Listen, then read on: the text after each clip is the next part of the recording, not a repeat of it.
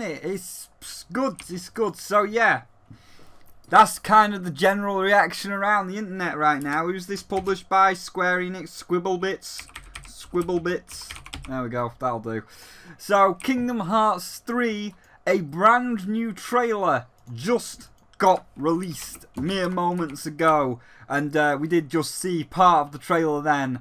I will put the rest of it in the top right screen as always, and people are hyped as shit and excited as shit for this trailer, and I can see why. Like, first and foremost, if we just like well, the description, let's just get rid of this. There's no description. It's a purely orchestral trailer, 0 out of 5. But honestly, the description doesn't matter because we know what Kingdom Hearts is, and all of the attacks are visually represented on screen. So even though it's a 0, it really doesn't matter. Graphics, pre-rendered, there was none. It was pure, sorry, there was 1 out of 5, so you did great because there was 2 cutscenes that I want to touch up a bit more on the end because that's going to have the overall thoughts. So a little bit of pre-rendering, 1 out of 5.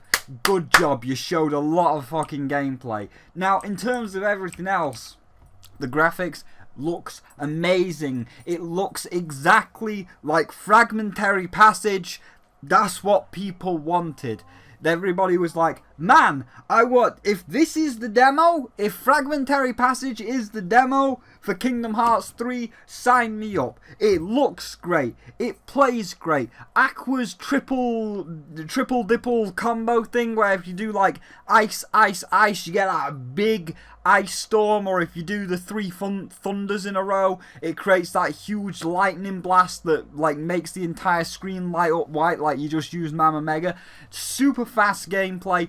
Everybody was saying, give me Fragmentary Passage as a full game, please. And that's what they've done. They're like, here is Fragmentary Passage as a full game. And as we're looking at the content now, we can see in terms of graphics, it looks stunning. This really shows what the PlayStation 4 is capable of. They have got so many bright and vibrant colours and so many particle effects going off, as well as absolutely beautiful shaders and just general effects like Hades' hair, James Wood's hair. That looks like real cartoony fire. I mean, it's still got that cartoonish bright feel, but the way it moves and flickers, you couldn't do that in the old PlayStation 2 days. That looks like real fire for the most parts, although that's not James Woods. I need James Woods to come out of that man's mouth. I need James Woods' voice coming out of that man's mouth.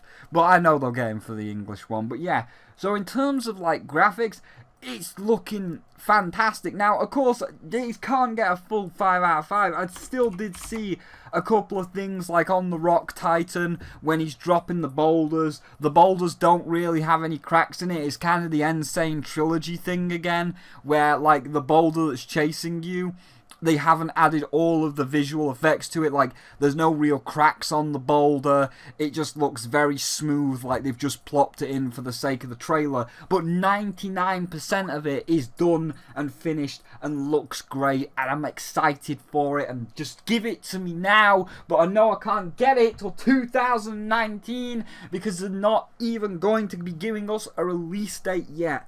Because from what I know, the release date is coming at the E20 Japanese Expo in July, I believe. Let me just go and grab the trailer out of my downloads right now. So this PC downloads, I think I've got the right one, where it says like, oh, it's coming at the end of July.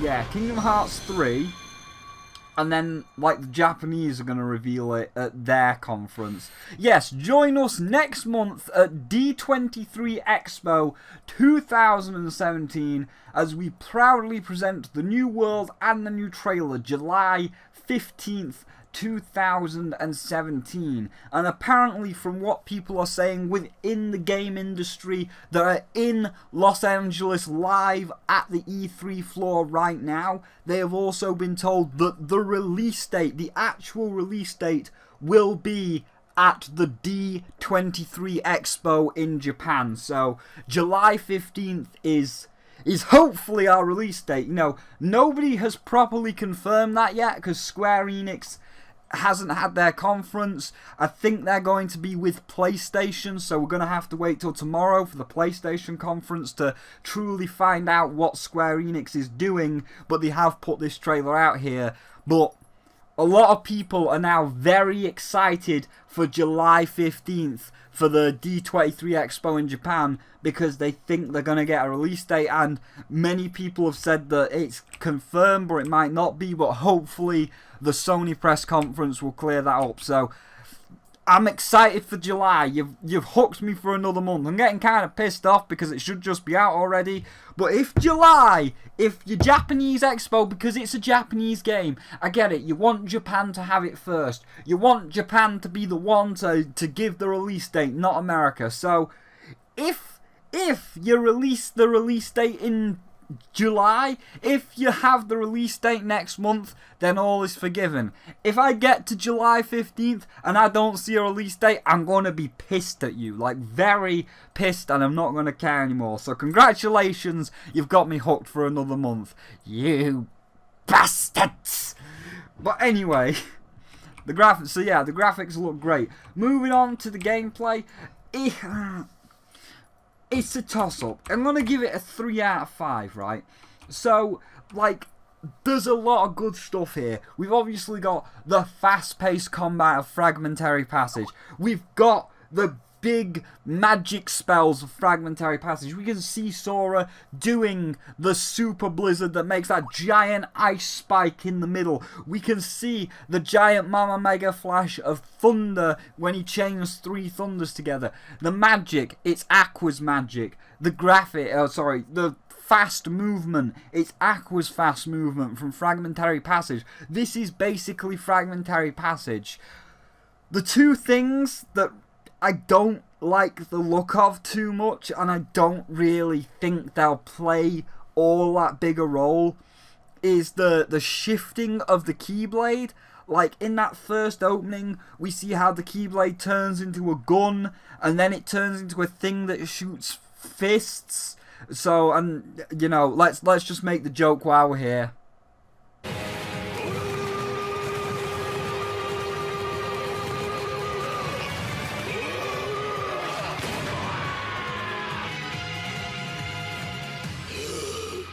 There you go. So yeah, and then it turns into a shield that drops lightning on the ground. Like, all these transformations, it seems like unnecessary tat. Like, Aqua didn't need that. Aqua had her Keyblade. She hit things with the Keyblade and she used magic. That's all you have to do. It's simple. You hit things with a Keyblade and you use fucking magic. Why do we need this Transformers Keyblade in disguise turns into Fist of the North Star fucking shield gun madness, and like the Donald, the Goofy will throw you up in the air thing? Is that part of the transformation as well? I don't know. So that looks like unneeded fluff. You really didn't need that fluff. And then the other thing which I'm still really worried about is the flow motion. It has been confirmed in this trailer that flow motion is coming back, and it's like, because Dream Drop Distance, I hate Dream Drop Distance. I think it's one of the worst Kingdom Hearts games. Like, it's pretty, the story is ludicrous, the gameplay is kind of boring, and it just wasn't that good. It really wasn't. And like, the flow motion itself was the reason for all of it, because the flow motion meant that you would never, the flow motion was stronger, so it was stronger than all your regular attacks. And the dive jump, so when you jumped on a wall and then you struck the ground to cause an earthquake, that was the strongest attack. So why would you ever attack regularly? Why would you even do any other flow motion attack when you can just jump strike, jump strike, jump strike, jump strike, jump strike, jump strike? There's even an achievement in the PlayStation 3 version to get 10,000, oh no, sorry, not 10,000. I think it's 2,000 jump strikes. I know it's at least 2,000, it could be more. And you know what? I caught the jump strike thing really easily because, like, you're going to perform more than 2,000 jump strikes because it's the strongest attack and that's the only one you're ever going to use. So the flow motion broke the fucking combat because it would just devolved into how many jump strikes is it going to kill to get this boss. And then any chests, there was no puzzle to get in the chests. Like in Kingdom Hearts 1, I love the puzzles to get to the chests where you've got to, like, mess with, like, let's take the Hollow Bastion for example. You've got to mess with all of the elevators and the switches to go up and down the elevators to find the secret switch to get to the chest. Or there was some chests floating on platforms that you had to use gravity to drag them down to the floor. That was fun. That was solving a puzzle to get the reward. But in Dream Drop Distance, it was just like, there's a chest on that ledge. Bet you can't figure out how to get up there. Actually, yes I can. Because wall jumps are infinite, I've basically got the space jump. I've basically got the moon jump cheat code on. So I just moon jump up there. And then the game's like, dude, you do know there was a switch on some platforms. You could have done it fairly. Well, no, there's no point in doing it fairly, Dream Drop Distance. There's no point in doing the puzzle to get the chest, because I can just infinitely space jump to get the chest. And I really hated that mechanic because it just made the levels feel dead and empty, because it's like, well, there's no challenge to these levels because I can just constantly jump to the top of the levels with a fucking flow motion space jump. So now it's coming back. So I just hope that the wall jump, at least, I just want the wall jump to be gone and gotten rid of, so that we don't end up just saying like, I'm just gonna space jump up this big cliff. Like, I'm really worried about the space jump. I mean, don't get me wrong, the magic, the fast-paced attacking, the general attacking with the Keyblade, even, like, I guess maybe some of the Keyblade gun transformation things look okay, but for the most part, the gameplay looks fun. It looks really good, but the flow motion and potentially turning your Keyblade into a gun seem like unnecessary fluff. You don't need the unnecessary fluff. But anyway, final verdict. So the final verdict, it's going to be good. It looks good and it looks like it plays good. It's going to be a 4 out of 5 with a caveat.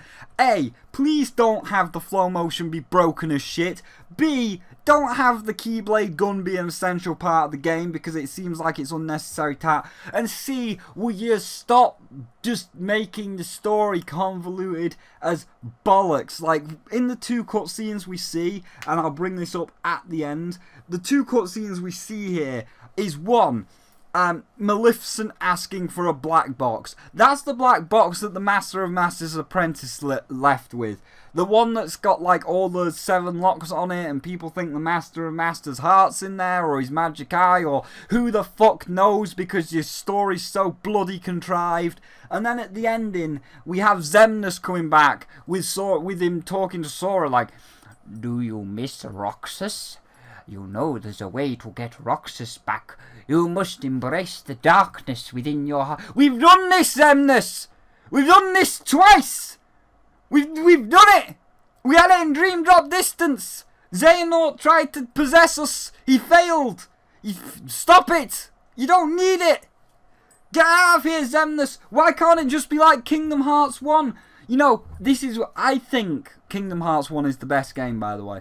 I love Kingdom Hearts 1 because it's got a simple story. It's like, there's crazy black demons destroying worlds. There's crazy black demons coming onto your planet and getting to the heart of that planet and just eating it away until there's nothing but a ruined husk remaining. And all of the beauty and majesty gets crushed and swallowed into the dark realm at the end of the world. And you are a little kid that's got to go round the worlds, seal the cause so that the black monsters can't get in, and kill the bad guy at the end and restore all the worlds. That was a great story. It was nice, it was concise, it was simple. That's all it needed to be. You're a kid that saves the world by going to Disney and Square Enix worlds. Simple. But then they were like, oh, but then there's an organisation that's got no hearts, and they want to have hearts because they don't have hearts, because you fucking who knows why. And when you get stabbed and killed,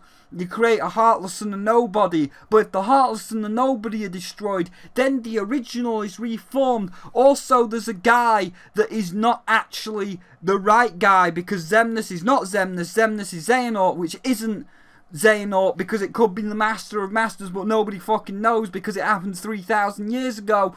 And like his eye in his Keyblade, like the Master of Masters' eye in the Keyblade is from the future, but it's not. But that Keyblade can travel through time, and it can put hearts into different people, like in Birth by Sleep, where Xehanort stabs himself with the Keyblade, and like his heart is pulled out of his chest, and he possesses terror. So like, does that mean that the Master of Masters stabbed himself and put his heart in Xehanort? So is Xehanort the Master of Master? I mean, he fucking could be. And then Terror is not actually dead, because even though his body is possessed by Xehanort, like, because his heart is in Xehanort, or Xehanort's heart's in Terror, he is now Terranort. But Terranort doesn't have a heart, even though he fucking does, because we watched Xehanort put his heart into Terranort, so he becomes a nobody, even though that's not how it works. But Terra's not dead, because even though his mind is inside his mind, and he's fighting Terror,